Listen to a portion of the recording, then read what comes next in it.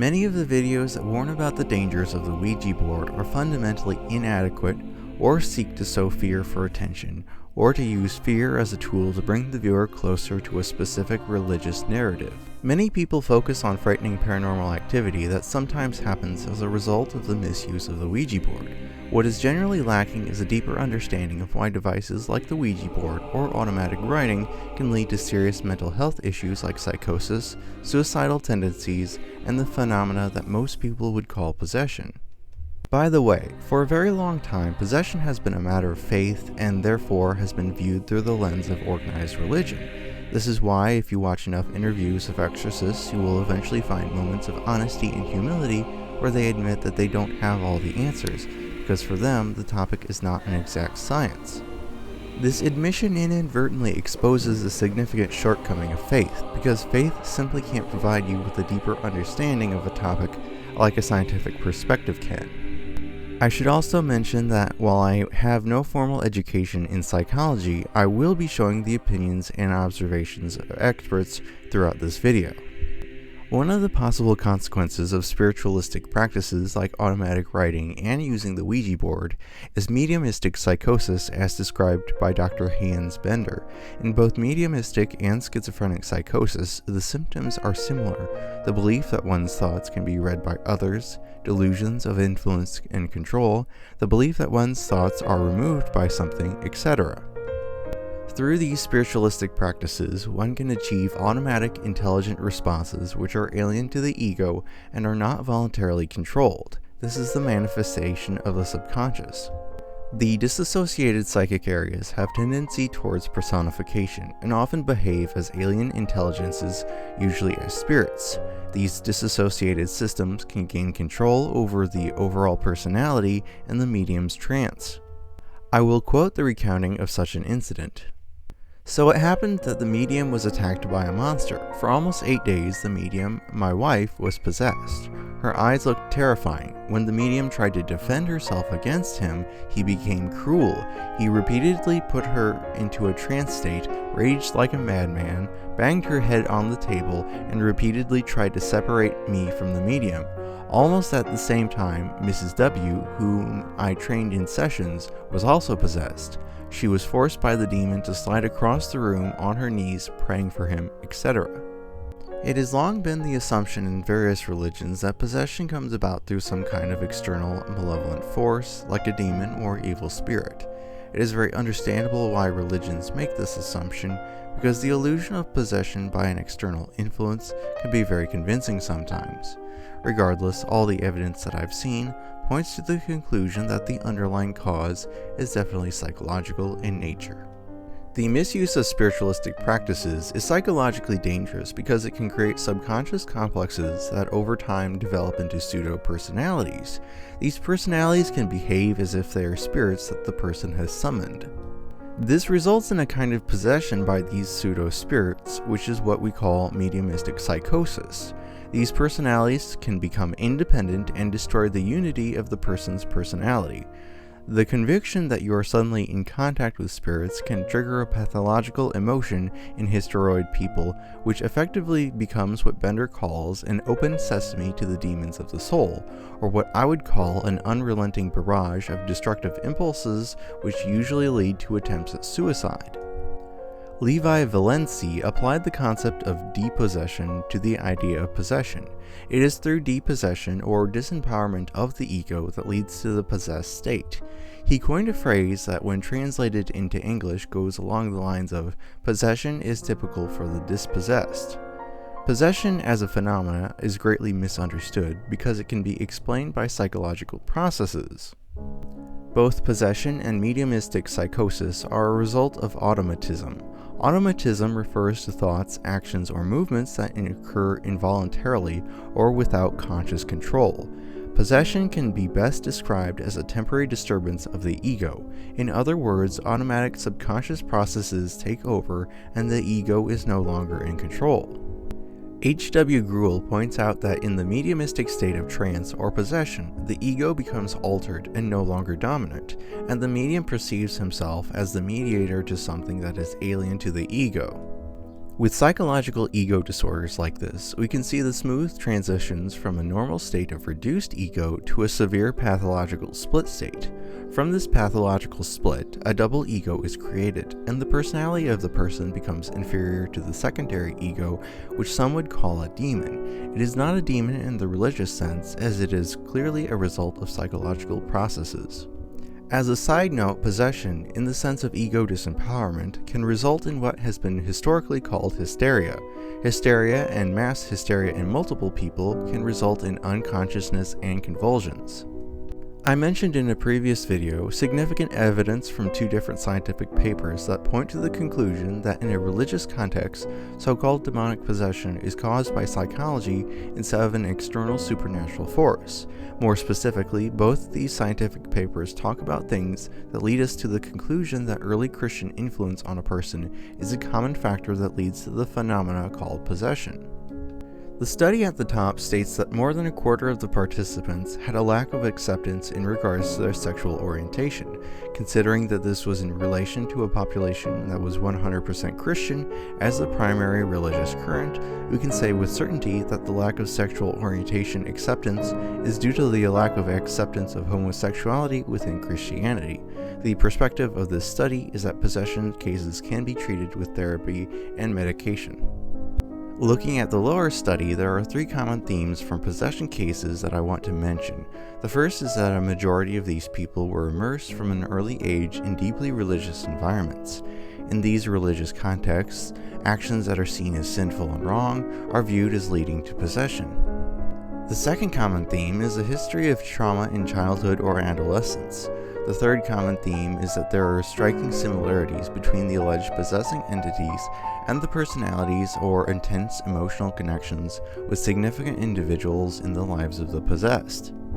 In cultural and religious contexts, certain phenomena are labeled as demonic possession due to a lack of understanding about dissociation, trauma, etc. Oftentimes, people who have been traumatized will develop dissociative identity disorder, more commonly known as multiple personalities. The DSM-5 2022 edition talks about possession form dissociative identity disorder. Typically, the additional identity or identities of the person who has this variant will behave like a spirit or supernatural being, with the individual speaking or acting in a noticeably different manner. Since dissociative identity disorder can be influenced by the individual's background, the possession variant of this illness that involves the identities acting as spirits or demons will be more prevalent in certain low and middle income countries and in certain religious groups in Europe and here in America. The DSM-5 continues and mentions that the majority of possession states that occur around the world are part of a broadly accepted cultural or religious practice, and therefore do not meet the criteria for a dissociative identity disorder. This refers to ritual possession that is practiced in some belief systems, and aside from this mention, I won't be discussing this practice anywhere else in this video because it's not really relevant to the topic. Regardless, many people who believe they have been demonically possessed or influenced by demons through so-called demonic obsession show symptoms of dissociative identity disorder, and they also typically have early childhood trauma that would explain why they would develop this condition. Many people desire to use religious beliefs to explain possession. A common idea is that an external demonic force will exploit traumatic events in order to gain control over you. Obviously, the evidence that we have does not support the idea that an external demonic force is the cause. As I have explained in other videos, paranormal phenomena witnessed in so-called possession cases appears to be directly caused by the individual's psychic powers. Many religions do not have any kind of detailed understanding of psychic powers, which has a lot of consequences. This lack of spiritual insight can lead to a belief in some cases that there is a demon in a person or a house that needs to be exorcised, when in reality the paranormal phenomena has been fundamentally misidentified because it is a kind of telekinesis that manifests when a person has unresolved psychological issues. Something like automatic writing can be viewed by very religious people as a kind of external demonic influence. After all, the person who is writing clearly wasn't doing it voluntarily. Therefore, it appears some external influence has taken control over the person. Likewise, as the story I'm showing illustrates, a person may not be able to automatically write at first, but can easily do it after they go through something traumatic, like an automobile accident. In this case, the woman who gained the ability to do automatic writing was only writing about emotional conflicts. Circling back around, it was noticed as early as 1902 that mediumistic psychosis was an issue. However, this problem was particularly prevalent after the popularization of novels written by Arthur Dinter. These novels essentially combined spiritualist ideas with World War II German propaganda, if you know what I mean. Obviously, Arthur Dinter was not a good person. Regardless, after frequent automatic writing is done with the emotionally shocking belief that you are communicating with the beyond, you begin to hear voices. Then the voices become independent and torment you. These hallucinations will reside after a while if the spiritualistic practices are abandoned and expert persuasion is used to convince the person that the voices are not spirits. However, it is often the case that consistent hearing of voices often persists for a longer period. This is a more detailed case. An elementary school teacher read a spiritualist book and decided that she wanted to start automatic writing in order to communicate with the spiritual world. She believed that she had made contact with the spirit of an opera singer. At some point, this devolved into the pseudo-personality compelling her to drown herself in a river. When she was brought to the hospital, she continued to have compulsive urges to do strange things. As a result, she tried to walk through a wall. Once she was given a new diagnosis of psychographic psychosis and treated for this, she continued her life as usual without any symptoms. Psychography and psychographic refers to the practice of automatic writing, by the way. Bender states that this case unmistakably shows all the characteristics of mediumistic psychosis, that there can be no doubt that the origin is psychological in nature. The patient's experience of automatic writing seemed alien to her ego and triggered an affective shock, which is an emotional event. This shock caused autonomous complexes or mini-personalities that exist within the subconscious mind to act as if they were some kind of external spirit entities.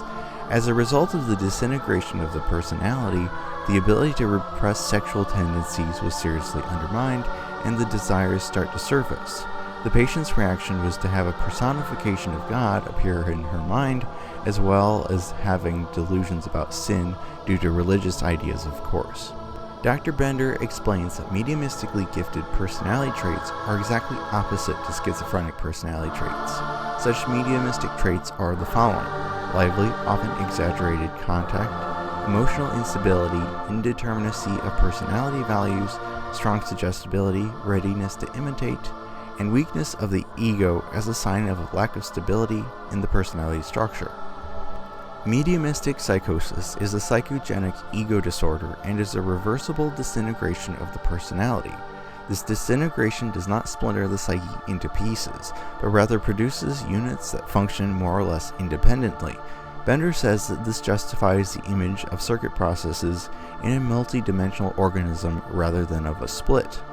He concludes that superstitious beliefs about communication with spirit beings are widespread and contain the seeds of mental illness. Relatively recently, there have been news stories coming out that discuss how people have become psychotic as a result of uncritical use of ChatGPT or similar AI chatbots. I mention this to make the point that psychosis can be brought on by fairly mundane things that have no spiritual significance to them. Referring again to the DSM-5, it talks about how sometimes it's difficult to determine the difference between a strongly held belief and a delusion. It also says that some religious and supernatural beliefs may be viewed as bizarre and possibly delusional in some cultural contexts, but be generally accepted in others. This is a perspective that is relativistic and problematic because it uses cultural context to help determine delusion instead of what can be objectively demonstrated to be true. This means that someone may have delusions, but as long as the delusions fall in line with what is believed to be true by most other people in the same cultural context, the person will not be labeled as delusional. As Nietzsche pointed out, madness is rare in individuals but is common in nations and societies.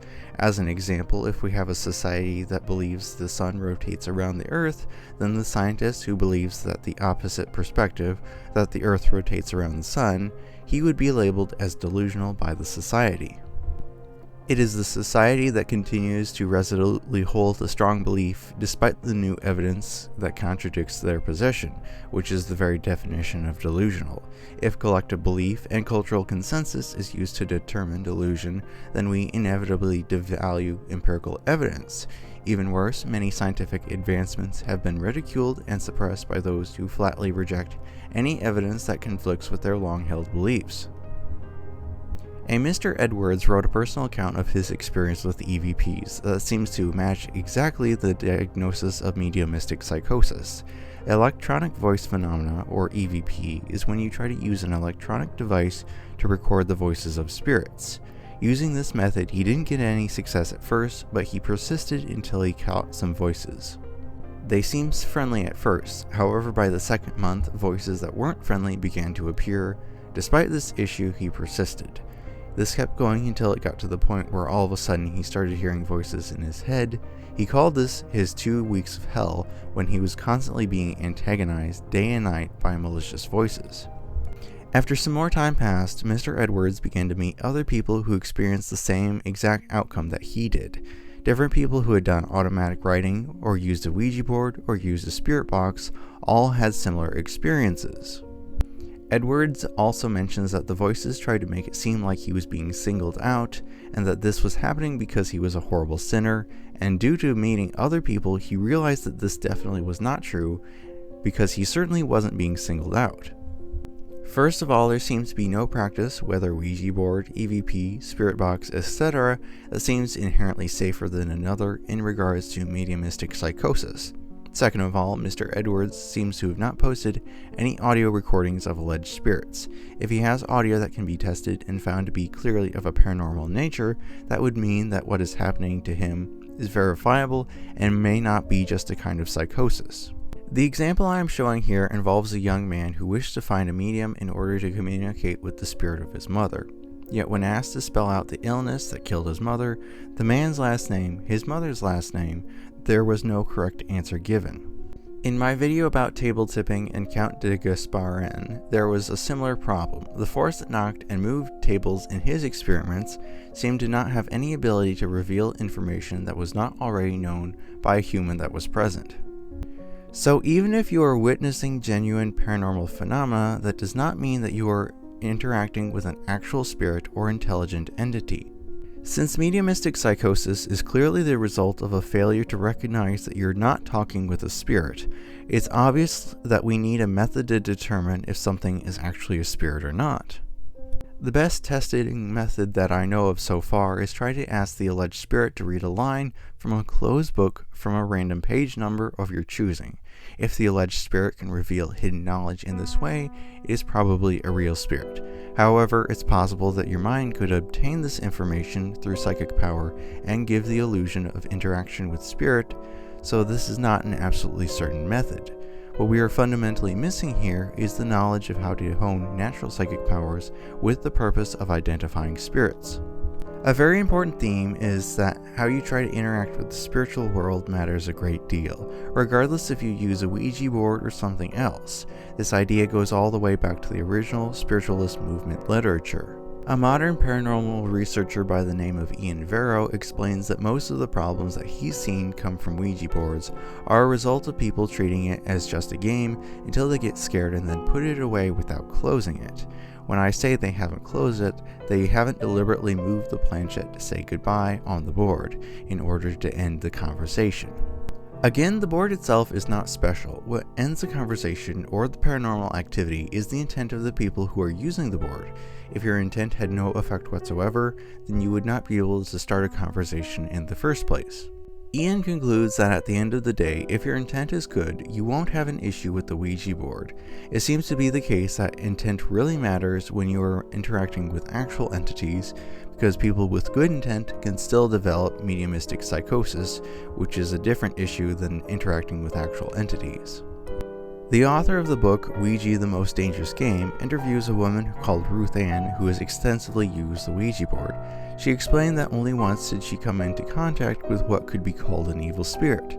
She and her husband were at the home of another couple, yet one person in this couple was very mocking and negative. Again and again, they tried to use the Ouija board only to have the planchette keep returning to the answer no, yet they persisted only to have the board spell out that Ruth Ann's father had died. She quickly phoned her father and found out that he was fine. Obviously, the spirit had lied. Ruth Ann brought this incident up with a spirit that she knew well, who was named Thomas. Thomas explained that she and her friends were not ready for communication that day, and through their ignorance, a spirit took advantage of this opportunity and tried to hurt her with this lie. This text comes from conversation between the same author and Lorraine Warren. She is adamantly against the use of Ouija boards, and she says that she would never use one herself under any circumstances. She goes on to say that everyone has psychic ability to some degree, and asks why someone would get involved with a Ouija board. Then she asks, why not just use your psychic ability to discern whatever you wish to communicate with? These questions seem strange to me because the answers are so obvious. They don't seem to be rhetorical either, because when she asks a rhetorical question, which I highlighted in purple, she immediately gives an answer. The reason that people use Ouija boards is because they don't have very well developed psychic abilities. Likewise, the reason that people aren't using their psychic abilities to discern what entity they are communicating with is because their psychic abilities are not well developed. As the conversation continues, the author asks if puberty is a time of greater psychic danger. Lorraine says yes and goes on to talk about how puberty and middle age are often periods of sexual frustration. When someone asks about psychic danger in this context, a person that should be an authority on the matter should immediately clarify that repressed frustrations can manifest with psychic abilities. These are the so-called poltergeist cases where objects start moving about seemingly on their own, typically when someone is near puberty. The thing about poltergeist cases is that almost no one ever gets seriously hurt by the paranormal force, and if they do get hurt, it's usually a minor injury. So rejecting the concept of psychic danger in this context would be much more appropriate because it's not really dangerous. It can definitely be inconvenient, but that's totally different than actual danger. Ed and Lorraine Warren were very famous paranormal investigators who at some points clearly didn't let the truth get in the way of a good story. There are various videos on YouTube that talk about how the Warrens misled or outright lied to people. The author also talks to Alphonsus A. Trebold, who is both a parapsychologist and a priest. He started off by mentioning that Father Trebold has worked with possible possession and haunting cases with Ed and Lorraine Warren, and he asked if Trebold has reached the same conclusions that they have. Trebold says no. The author then asks Trebold if he ever saw a possession case, and Trebold says that he doesn't think so, before explaining that most of the phenomena associated with spirit or demonic possession can be explained by other things. The author brings up the issue that the Warrens seem very sure that they are dealing with cases of demonic possession all the time.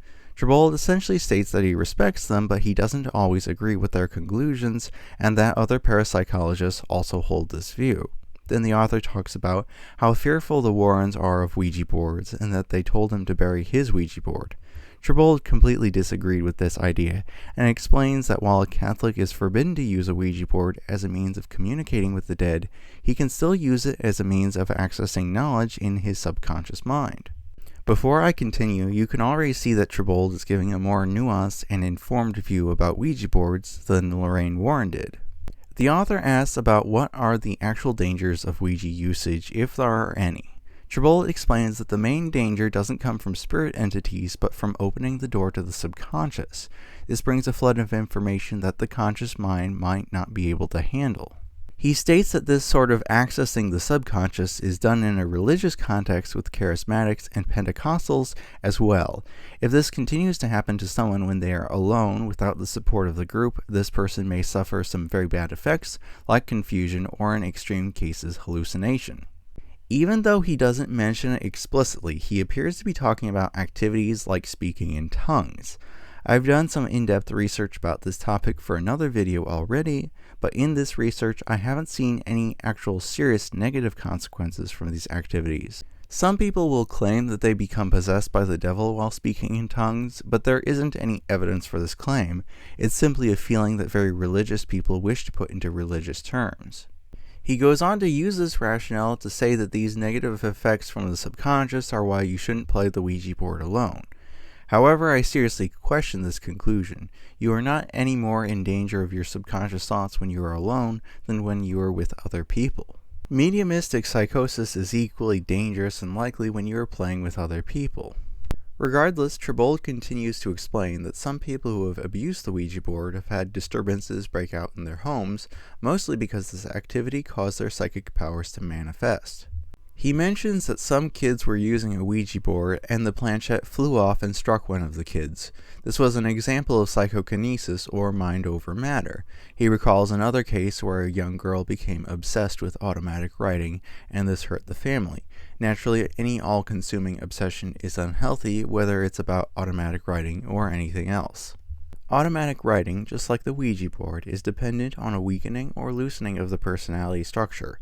When this structure is weakened, it may result in relatively minor effects at the low end, or at the extreme end it can result in complete disassociation or even multiple alternating personalities.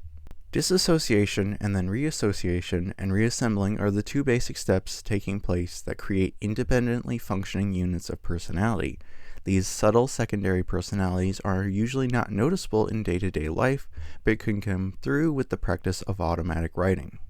It is also important to mention that unsupervised automatic writing can lead to further disassociation and breakdown of the integration and stability, aka synthesis, of the person's personality. Unsupervised in this context appears to refer to automatic writing that does not take place in a context where there are mental health professionals using the writing as a productive tool for a specific goal. There are numerous productive ways to use automatic writing within psychiatry, and this would also presumably apply to the Ouija board. However, Dr. Mills says that so-called mediumistic messages are dangerous because they tend to produce a sense of unreality and a feeling of possession by spirits, which the psychiatrist immediately recognizes as being precox-like. The term precox in this context is an outdated term that refers to dementia precox, or the early stages of schizophrenia. So she is essentially saying that pursuing so-called spirit messages is dangerous because they can give you symptoms that are almost like schizophrenia. Although she didn't use the term, she is describing mediumistic psychosis. Allowing someone to continue mediumistic messages can make the individual less and less able to face reality and frequently precipitates psychosis. Dr. Moles says that she has seen many a fine business and professional man lose his grip on reality through an intense interest in automatic writing from a spiritistic perspective. Since paranormal investigators primarily deal with paranormal aspects of Ouija board misuse and mental health experts deal with the psychological aspects, it's difficult to say what exactly is the greater danger. The average person who talks about the dangers will recall a frightening experience but lacks a deeper understanding of what is occurring. They typically conclude that the Ouija board is scary and that you shouldn't mess with it. However, being scared does not mean that the person was actually in danger. People can be scared by their own psychic abilities in this way, particularly if there is a very accurate prediction or revelation of knowledge. The problem of subjective judgment is significant here, unfortunately. A person may falsely assign malevolence to what they fear in the same way a dog or cat may assign malevolence to a loud vehicle. This is not a commentary on intelligence in the least, but rather it's a commentary on responses that evolution has selected for increased rates of survival. If we react to the unknown with fear, then we, as a species, have an advantage in escaping predators, for example. In comparison, fear of the unknown is detrimental to advancing our understanding about the paranormal, both at a personal and a societal level.